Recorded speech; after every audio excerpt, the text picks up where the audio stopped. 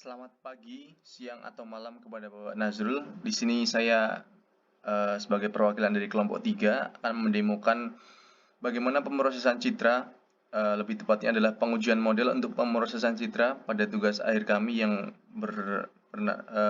berjudul penggunaan deep learning untuk mengidentifikasi pneumonia dari citra sinar X-ray paru-paru.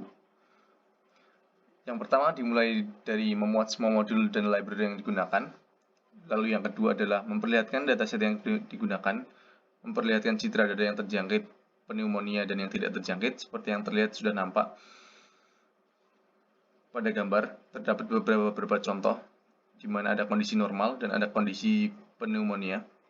Lalu yang ketiga membagi dataset menjadi 3 dataset, yaitu ada train, validation, dan test dataset.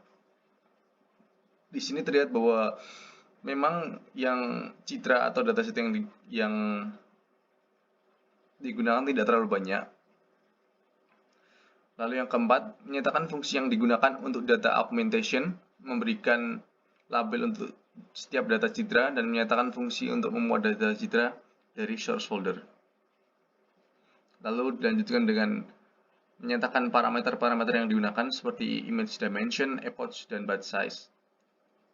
Lalu, membangun model menggunakan convolutional blocks yang terdiri dari max pooling dan batch normalization. Digunakan pula dropouts untuk mengurangi overfitting dan digunakan Adams sebagai optimizer dan cross entropy untuk model loss-nya.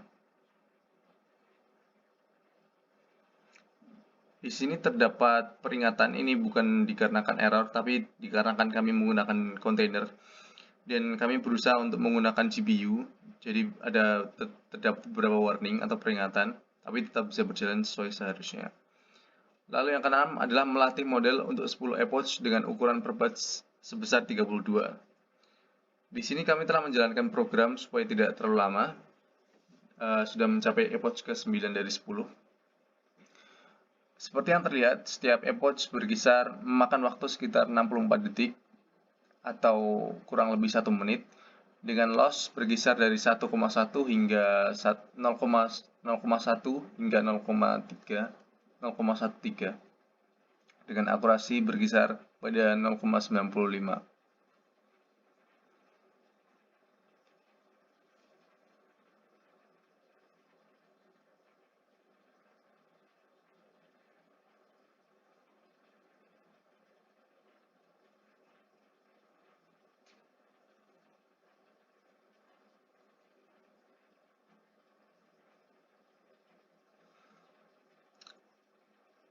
Apabila program ini dijalankan tidak dalam kontainer, mungkin akan memakan waktu yang lebih cepat dikarenakan pada kontainer ini terdapat beberapa constraint seperti penggunaan resource yang digunakan seperti memori, penggunaan GPU dan CPU yang digunakan terbatas.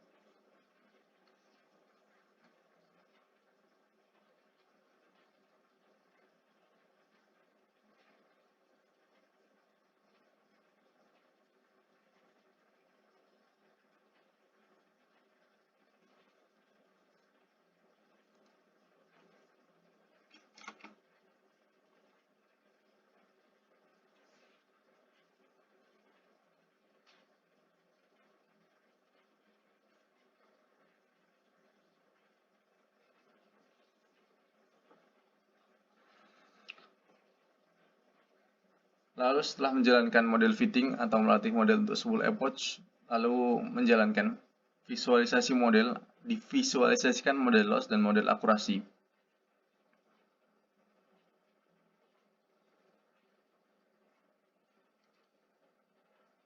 Seperti yang terlihat, ini terlihat antara di model akurasi terlihat bahwa train dan validation ini pada jarak yang sangat dekat. Ini terlihat jauh dikarenakan parameternya. Dikarenakan skalanya sudah berada pada skala 0,92 hingga 0,96. Ini yang menyatakan bahwa mereka sudah dekat sejak awal hingga akhir. Tidak ada penurunan dan tidak ada pengurangan yang drastis dari epoch ke 1 hingga ke 10. Begitu pula dengan model loss-nya.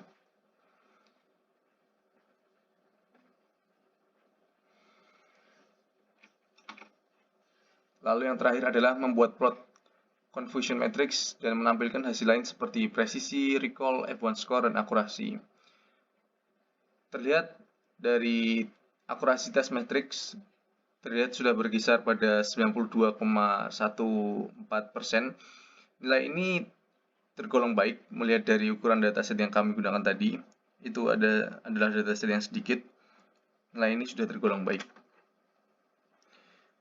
Begitu saja untuk demo pemrosesan data dari kelompok kami, kelompok 3. Terima kasih atas waktunya.